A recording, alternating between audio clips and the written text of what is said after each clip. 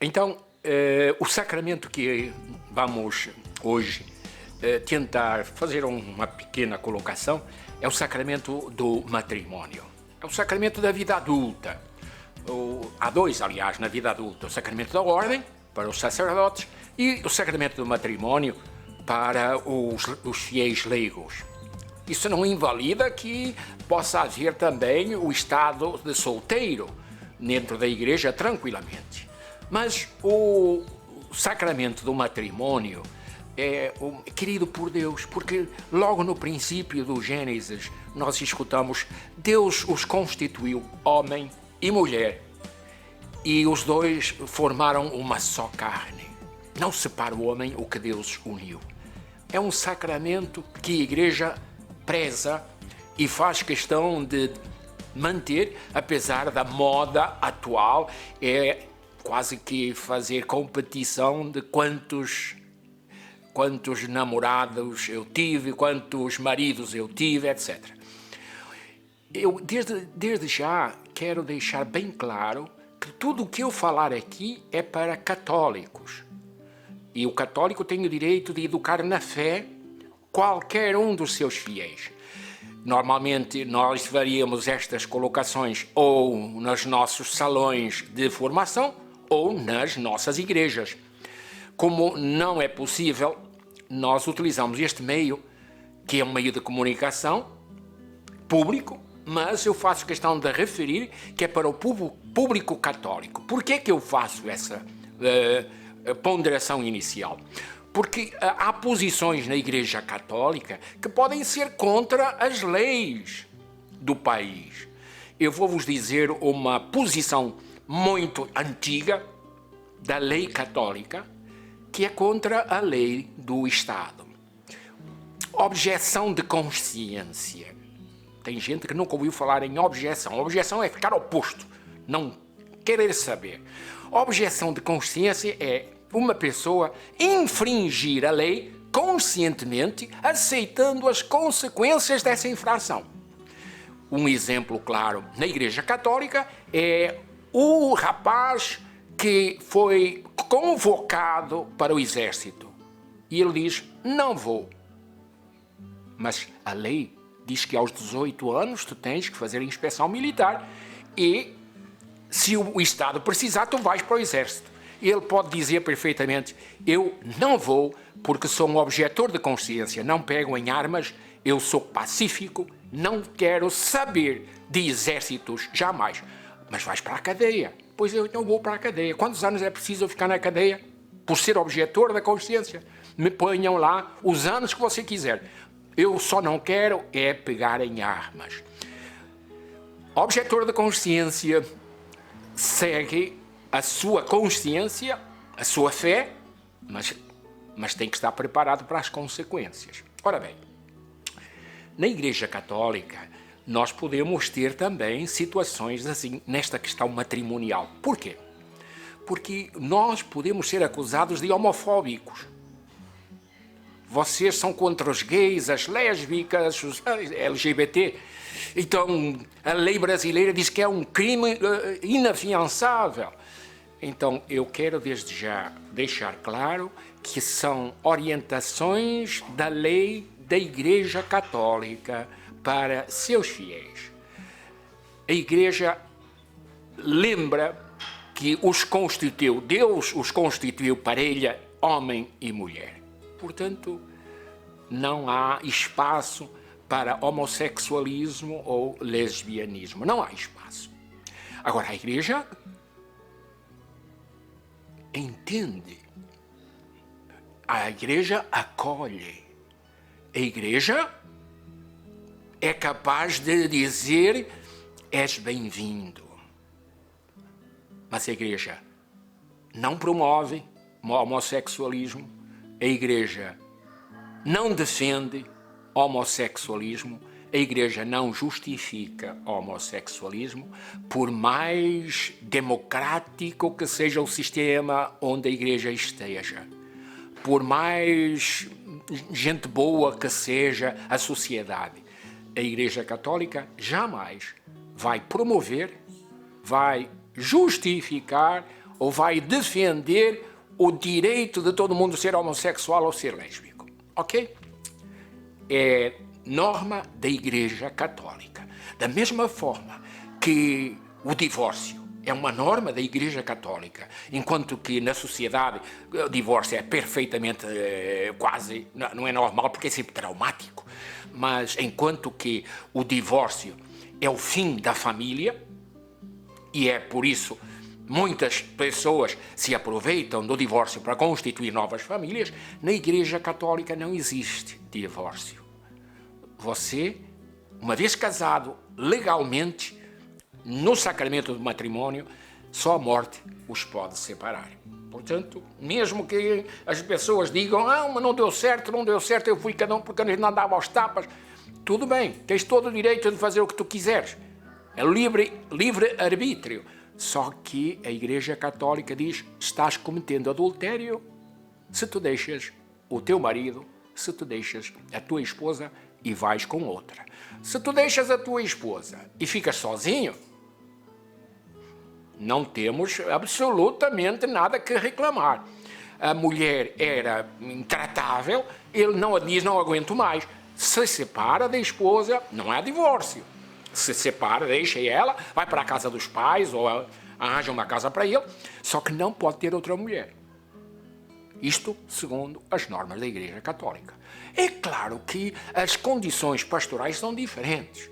Temos pessoas que nunca receberam uma formação para o matrimônio assim, conceituada, ampla e profunda. E às vezes o casamento fica assim uma cerimônia mais social, meus pais insistiram, e então não há esse compromisso inicial que deveria existir. E por isso as pessoas com muita facilidade, ou pelo menos sem muito trauma, deixam o matrimônio e vão constituir novas famílias.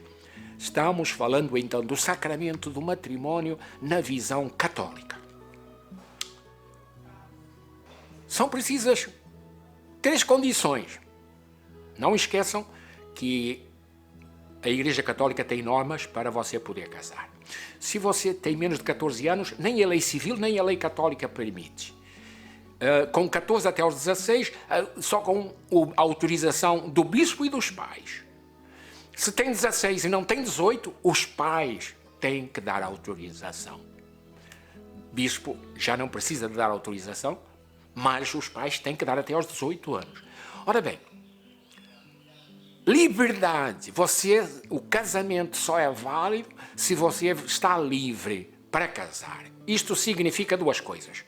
Que você não tem outro compromisso matrimonial já anterior e você está fazendo isso de livre vontade, ninguém está pressionando. Se o teu sogro, o futuro sogro, está dizendo ou casas ou tu emprenhaste a minha filha, seu safado, então eu vou, ou tu casas ou mato. É evidente que aí não há livre vontade, foi sob pressão. Ele vai casar na igreja, mas o matrimônio é inválido, porque há uma condição que falta, a liberdade para aceitar o compromisso matrimonial. Então, esse é o primeiro compromisso. O segundo compromisso é se você está disposto a ser fiel à tua esposa, para a tua vida. Se você já for para o casamento com esta ideia, eu vou, mas quando a minha mulher já estiver meio rompida, meio gasta, a gente depois tem que ir, não é? Se você vai para o matrimônio com esse pensamento, é inválido o casamento.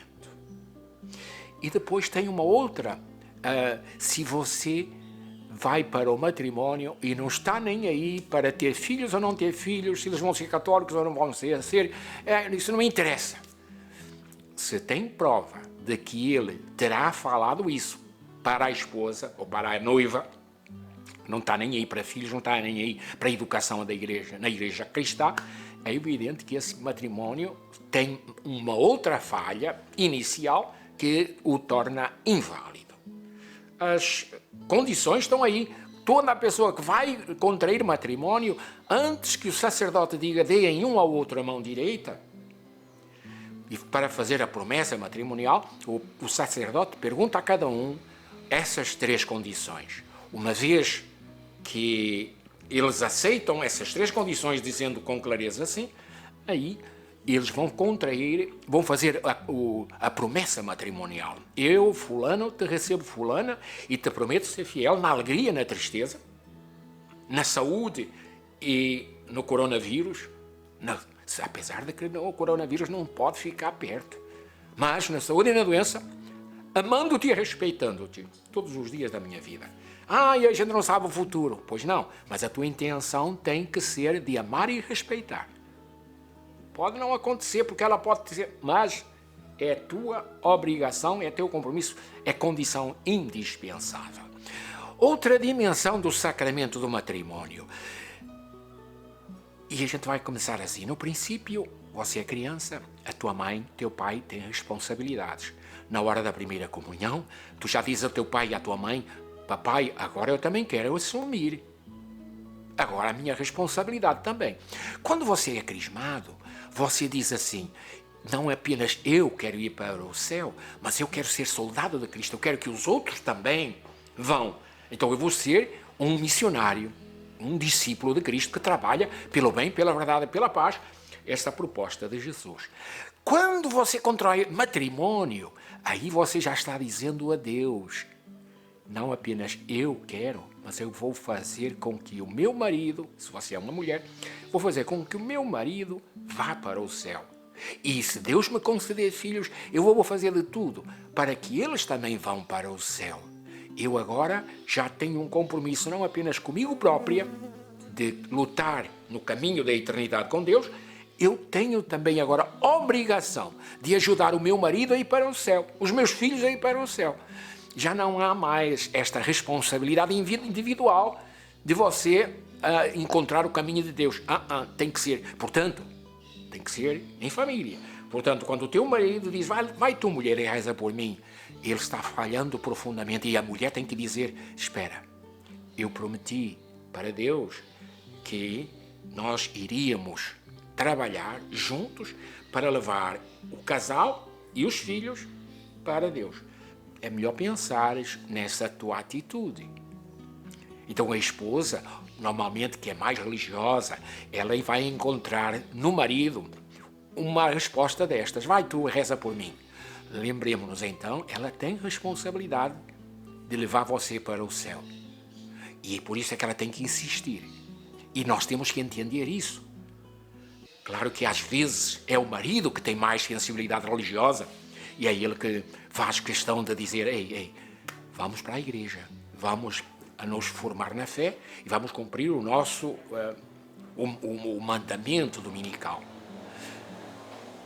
De uma forma ou de outra, estamos responsabilizados para que a nossa família vá para junto de Deus. Não basta agora eu ficar contente com a minha salvação, mas com a salvação da minha família. Agora, vai haver situações em que ele vai dizer, não enche o meu saco, não vou e fim de conversa. E aí ele começa a ser agressivo. Ele aí começa a ser insuportável. Então é bom senso a gente dizer, Senhor meu Deus, transforma o coração e me dá paciência, mas firmeza. Paciência para aguentar as fraquezas, firmeza para nunca me deixar levar por uma atitude que está sendo tomada do outro lado. Nós temos a obrigação de fazer de tudo para que a família inteira vá para Deus. Por isso, não pode existir uma família onde o filho que tem menos de 16 ou 18 anos, que mora com você, e diz, mamãe, eu não quero ir, vá, senhora. Não, senhora. Enquanto que tu estás na nossa casa, meu filho, eu prometi para Deus. Não foi para ti, foi para Deus. Que eu vou te levar para a igreja, que eu vou fazer que tu caminhes no caminho do céu.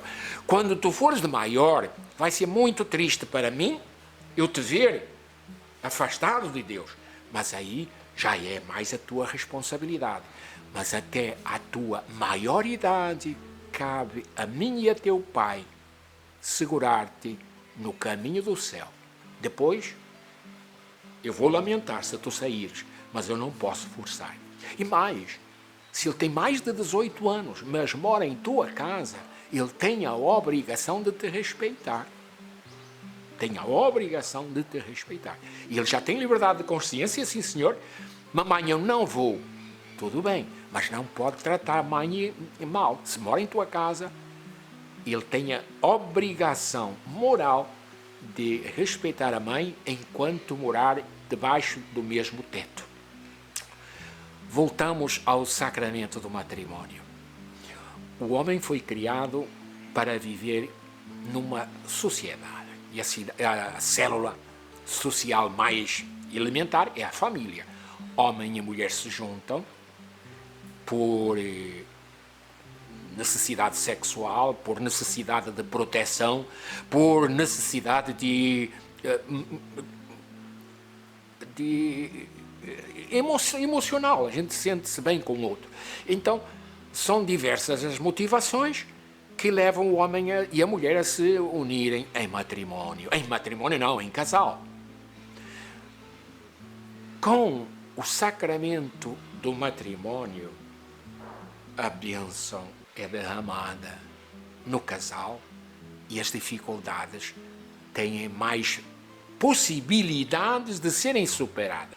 Então há uma dúvida sobre a capacidade de um casal amasiado poder ou não poder abençoar os filhos. A Igreja Católica, o que é que pensa disso?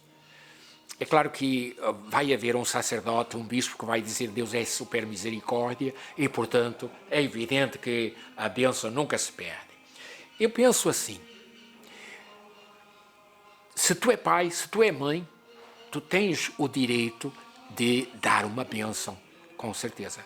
Agora, se tu não tens o sacramento do matrimônio, deixai-me utilizar uma palavra que é muito corrente e é apropriada para isto. É uma bênção muito michuruquinha. Essa tua bênção. Enquanto que da bênção matrimonial, ela vem do compromisso de fidelidade que você fez para Deus, e então, quando vocês uniram as mãos e o padre colocou e deu a bênção para vocês, deu para vocês o poder de abençoar também os vossos. Quando essa bênção não está presente, você é uma bênção natural, como, ó meu filho, eu desejo que tu sejas feliz. Não precisa de ser católico nem ter fé para dizer isso. Não, meu filho, que Deus te abençoe e te proteja. Não precisa ter bênção matrimonial para tu falar isso. O teu bem-querer humanístico, e porque é teu filho, tens laços que te unem a ele, e por isso tu vais querer dizer que Deus te abençoe. Agora, a bênção mesmo, aquela que vale, é a bênção daquele que recebeu no matrimônio, ou não só o direito, mas o dever de abençoar e de levar para Deus, de abençoar e encaminhar para a vida eterna.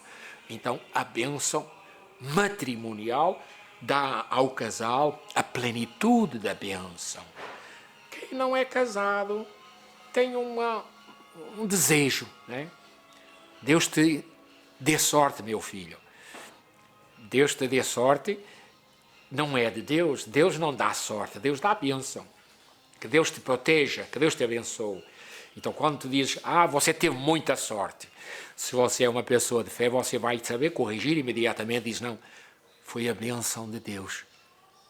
Então, é bom que nós lembremos-nos disso. Sem a bênção matrimonial, as dificuldades aparecem e a pessoa não está apetrechada, não está capacitada, não tem as armas para ser capaz de superar a dificuldade. E então, em vez de ser a bênção de Deus a colocar um pouquinho de água na fervura, é o egoísmo que o capeta põe em nós, que depois o egoísmo soberbo, que diz, ei, tu queres fazer de mim um cachorro? Cai fora que eu tenho muito mais para me satisfazer. Não estou nem aí. Perde paciência. E espoletam. Falam o que não devem e depois, para vir para trás e dizer desculpa, é complicado. Quem tem o sacramento do matrimônio, sem se dar conta, ele recebe de Deus aquela graça de dizer: não diga isso, não fala isso, só vais ter problemas. É o Espírito Santo falando ao teu coração para maneirar quando a ira quer tomar conta. Destruir a harmonia do lar é tudo o que o capeta quer. E ele vai utilizar de todas as formas para dificultar o relacionamento. Se você tem o sacramento do matrimônio, você tem as armas naturais para lutar contra essa tendência natural do capeta de nos complicar a vida. Sem o sacramento é muito difícil. Então é muito mais sábio e prudente a gente subir o rio numa canoa, bem beirando a margem do rio. O matrimônio é essa bênção. Nos dá clareza para a gente arrumar. É sempre uma subida, não é baixando, não. Lembrem sempre, o casamento aliás, a nossa caminhada para Deus, a vida eterna, sempre vai ser subindo. Nunca é uma ribanceira que você escorrega e vai embora, não, senhor. Nunca é uma correnteza do Amazonas indo para... Não. É sempre subindo, é sempre dificuldade. Porque é com algum sacrifício que nós chegamos lá. Quem não assumir a sua cruz e me deixar e não quiser me seguir, não é digno. Então, o sacramento do matrimônio também implica algum sofrimento numa certa hora. Sim. Nós às vezes temos essa dificuldade de relacionamento, porque um é vascaíno, outro é flamenguista, que coisa, já temos problema aí. Se nós temos Deus, nós colocamos Deus acima e o nosso clubismo é inferior, portanto a gente não deixa ele tomar conta da nossa união, ou da nossa desunião, não deixa tomar ele conta da nossa família. Mas se nós não colocamos Deus em nossa família, se nós não fazemos questão de renovar os nossos compromissos matrimoniais, se nós não rezamos, se nós não participamos, como é que falam o SCC? Família que reza unida permanece unida. É isso. Se você reza, você tem as forças para se manter nesta caminhada para Deus. Eu também muitas vezes utilizava esta imagem. O matrimônio é que nem a luz de uma lâmpada. A luz, à noite você tem uma lâmpada em seu quarto e todo o quarto está iluminado. Mas para que essa luz brilhe no teu quarto, são precisos alguns equipamentos. Quais são os equipamentos? Um motor gerador, né, ou a termoelétrica, ou um motor que produz a energia, e os fios condutores e a lâmpada. A lâmpada são vocês, marido e esposa. Deus é a fonte geradora do amor. Mas para que esse amor seja luz na tua família, é preciso que os tais dois cabos, estejam conectados com Deus. Se eles estão conectados com Deus, o matrimônio causa a união, a harmonia familiar. E é gostoso, é luz. Portanto, é felicidade e alegria. Quando um começa a roer o fiozinho, o outro fio pode estar impecável, mas a bênção matrimonial começa a fraquejar. Entra a ferrugem num dos cabos. Entrou água, começa a enferrujar. Chega uma certa hora em que o calor vai fazer com que o fio, que já está meio enferrujado, tenha uma pequena combustão e quebra a ligação. Não tem mais matrimônio que se aguente. E é aí que a parte boa tem que dizer: tu podes ir embora, mas eu não vou. Tu podes arranjar outro, eu não. Porque eu tenho a minha promessa com Deus. Eu não fiz a promessa para o padre que nos casou. A minha promessa foi diante do padre diante das testemunhas que nós escolhemos, mas foi para Deus. Portanto, tu vais para a tua vida, não aguentas mais, tu achas que tens outras... Pois, se eu já não presto, pois podes ir, mas eu serei a tua esposa até ao fim. Só quando tu morreres é que eu estou livre deste compromisso.